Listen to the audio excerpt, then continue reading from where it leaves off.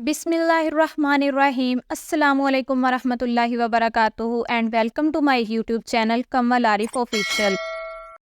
ناظرین، شب برات والے دن اللہ تعالیٰ سورج کے غروب ہونے پر پہلے آسمان پر آ جاتا ہے اور اللہ تعالیٰ اپنی پیدا کی ہوئی ساری دنیا کو دیکھتا ہے۔ جب اللہ تعالیٰ دنیا میں اپنی پیدا کردہ مخلوق کی طرف نظر مارتا ہے تو جس جس انسان کو جس جس چیز کی ضرورت ہوتی ہے اللہ تعالیٰ اس کی ضروریات کو پورا کر دیتا ہے۔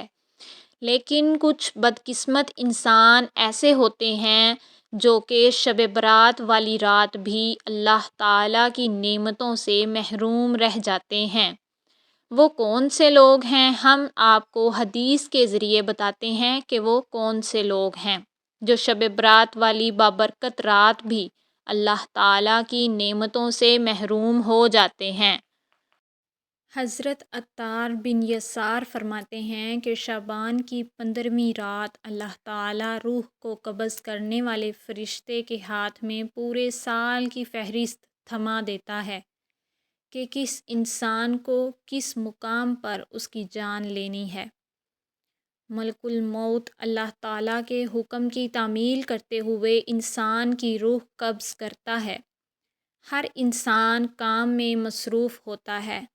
کسی کی خوشی کے موقع پر موت لکھی ہوتی ہے تو کسی کی غم کے دوران ہی روح قبض کر لی جاتی ہے اور کسی کی تکلیفوں کو برداشت کرتے ہوئے موت لکھی ہوتی ہے تو اس کو تکلیفیں پہنچا کر اس کی روح کو قبض کر لیا جاتا ہے۔ حضرت عثمان بن محمد فرماتے ہیں کہ نبی اکرم صلی اللہ علیہ وسلم کا فرمان ہے کہ اللہ تعالیٰ انسان کی عمریں ایک شب برات سے دوسری شب برات تک مقرر کرتا ہے۔ انسانوں کی شادیاں ہوتی ہیں، ان کے بچے ہوتے ہیں، انسان کے ذہن و خیال میں یہ بات نہیں ہوتی کہ اللہ تعالیٰ نے ان کا نام لکھ کر ملک الموت کے ہاتھ میں تھما دیا ہے۔ نبی اکرم صلی اللہ علیہ وسلم کا فرمان ہے کہ شعبان کے مہینے کی 15ویں رات ہر اس انسان کی فہرست تیار کر کے ملک الموت کے ہاتھوں میں دے دی جاتی ہے کہ کس کس کی موت اس سال ہونی ہے اور کس کس مقام پر اس کی روح قبض کرنی ہے۔ اللہ تعالیٰ ملک الموت کے حوالے یہ لسٹ کر دیتا ہے۔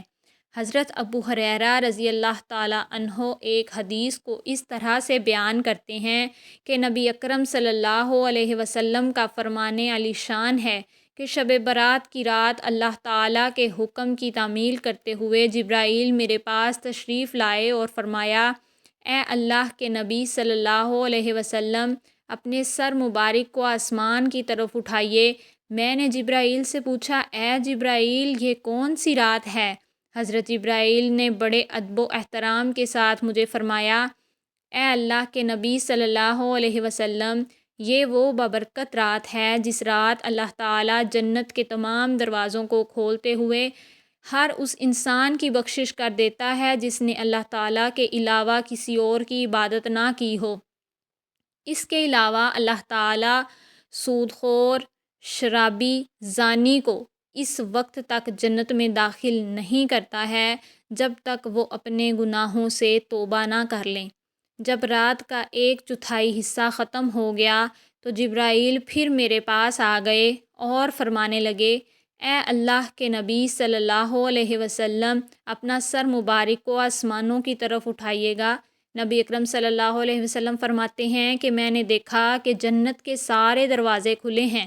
جنت کے سارے دروازوں پر پہلے دروازے سے لے کر 5 دروازوں تک ایک ایک فرشتہ کھڑا ہو کر یہ بات کہہ رہا تھا کہ خوش ہو اس انسانوں کے لیے جنہوں نے اس رات اللہ تعالیٰ کی بارگاہ میں سجدے کیے، رکوع کیے، دعا کی، اللہ تعالیٰ کا ذکر کیا، اور جس انسان نے اللہ تعالیٰ سے ڈرتے ہوئے اس رات کو اپنی آنکھوں سے ایک آنسو کا قطرہ گرایا، اس انسان کو اللہ تعالیٰ نے معاف کر دیا ہے، ان کے سارے گناہوں کو بخش دیا ہے۔ چھٹے آسمان پر جنت کے دروازے پر ایک فرشتہ کھڑا یہ بات کہہ رہا تھا کہ خوشی ہو ان انسانوں کے لیے جو دین اسلام پر پکا یقین رکھتا ہے۔ 7ویں آسمان پر ایک فرشتہ کھڑا یہ بات کہہ رہا تھا کہ کوئی دنیا و آخرت میں کسی انسان جس کے دل میں کوئی نیک تمنا ہو اس کی طلب کو پورا کیا جائے گا۔ 8ویں دروازے پر ایک فرشتہ کھڑا یہ بات کہہ رہا تھا کہ کوئی ہے جو اپنے گناہوں کی بخشش کروانا چاہتا ہے، اس کے سارے گناہوں کو معاف کر دیا جائے گا۔ یہ سارا ماجرا دیکھ کر حضرت محمد صلی اللہ علیہ وسلم ہم نے حضرت جبرائیل علیہ السلام سے دریافت کیا کہ اے جبرائیل، یہ جنت کے دروازے کب تک کھلے رہتے ہیں؟ حضرت جبرائیل علیہ السلام نے فرمایا کہ جنت کے دروازے صبح سورج نکلنے پر بند ہو جاتے ہیں۔ حضرت جبرائیل علیہ السلام نے مزید فرماتے ہوئے کہا کہ اس رات اللہ تعالیٰ بے شمار انسانوں کو جہنم سے نکال کر جنت میں داخل کر دیتا ہے۔ حضرت ابوبکر صدیق رضی اللہ تعالیٰ عنہ سے مروی ہے کہ نبی اکرم صلی اللہ علیہ وسلم نے فرمایا کہ جب شب برات کی رات کا درمیانی وقت آتا ہے تو اللہ تعالیٰ اس وقت پہلے آسمان پر نازل ہوتا ہے۔ اس رات اللہ تعالیٰ سے بغض رکھنے والے اور اللہ تعالیٰ کے علاوہ کسی اور کی عبادت کرنے والے کی بخشش نہیں ہوتی، باقی سب کی بخشش اللہ پاک کر دیتا ہے۔ شب برات ہمارے احوال کو بدل دیتی ہے۔ اگر انسان احسن طور پر اس کے لوازمات پورے کرے تو یہ رات گناہوں کے ختم کرنے میں اہم کردار ادا کرتی ہے۔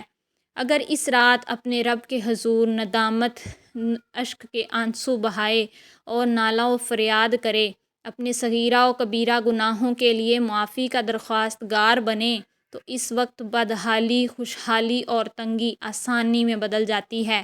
بنی اسرائیل کے ایک بے حد گناہ گار شخص نے صرف توبہ کا ارادہ کیا، ابھی مکمل طور پر توبہ نہ کی، مگر نیت و ارادہ کے سبب تقدیر بدل دی گئی اور جنت میں پہنچایا گیا۔